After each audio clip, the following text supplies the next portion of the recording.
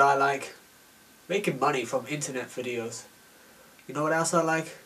Movies. I've seen 37 new films that were released this year. By this year, I'm referring to 2012, as you could be watching this sometime in the future and could get confused. But by future, I mean not 2012 or any year before 2012. So 37 films, that's not bad for the average Joe. That means I've went to the cinema on average 0.7115384615384615 times a week this year. That's not even physically possible. So who better to review some of the films from 2012? Well, someone who knows what they're actually doing, but fuck that, I'm doing it anyway. Now in other videos I'm gonna give some pointlessly late opinions on films from throughout the year, which are probably already out on DVD by now. But in this video I'm going to deliver my favourite top 10 films of 2012. Starting with number 7. I mean 10. Number 10. Jeff Who Lives at Home. I saw 2 Jason Segel movies this year. The 5-Year Engagement and Jeff Who Lives at Home. I didn't see The Muppets, I wanted to, but I just never got round to it.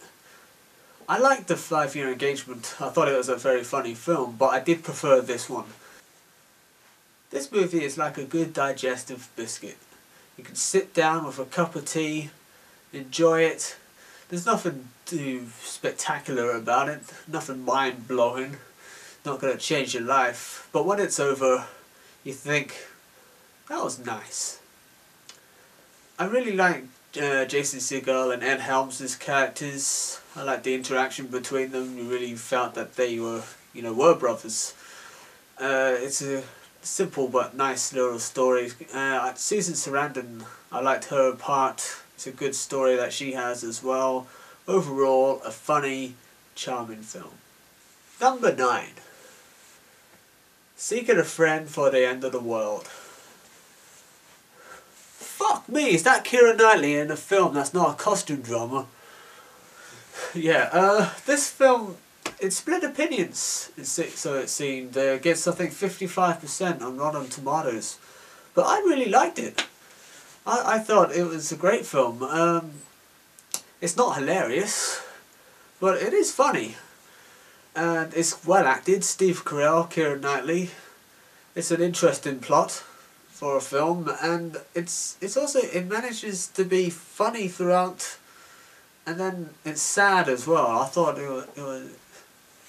was a touching little film as well, and some people didn't buy the budding romance, if you will, between Keira Knightley and Steve Carell, but I thought it worked. I liked it. It's my 9th favourite film of 2012. Number 8. Dredd 3D. A remake that's better than the original. Who'd have thought it? Of course it helps that the original was shite, but still. Yeah, I thought this film was fantastic. It does put 3D in your face, and there is a lot of 3D in this film. It's overdone a little bit at times, and there's a lot of slow motion, but this is a pretty badass film. And yeah, Carl Urban plays Dredd better than Stallone ever did.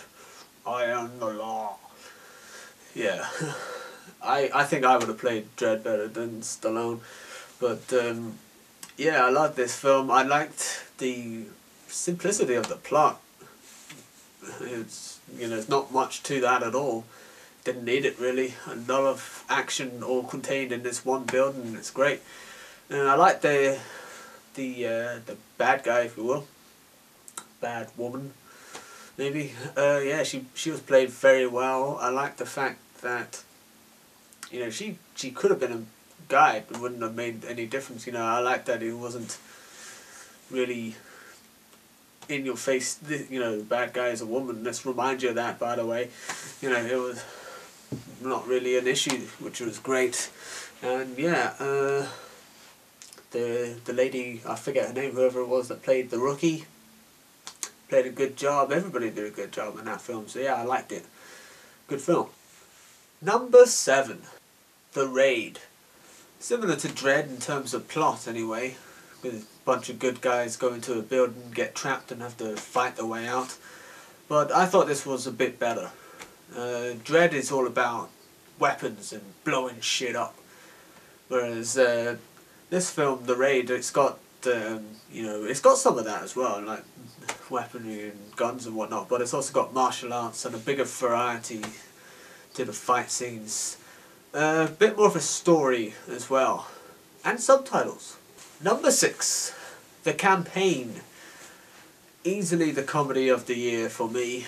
Will Ferrell and Zach the guy from The Hangover, are great in this.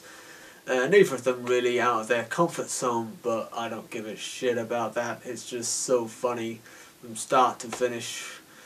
Maybe, well, from middle to finish, maybe not quite as funny at the beginning, but definitely picks up and gets really hilarious by the end. Some great running gags, some really weird gags as well, but yeah, it's really funny. Probably not as funny as the other guys. I thought that was probably funnier, but still, it's a great laugh watching this film. Other comedies that I liked this year: 21 Jump Street, American Pie, The Reunion, God, there wasn't many. Ted. They were good films as well, but not quite up there. I didn't think as far as the top 10 is concerned anyway. But yeah, there were some decent comedies this year. The favourite being The Campaign.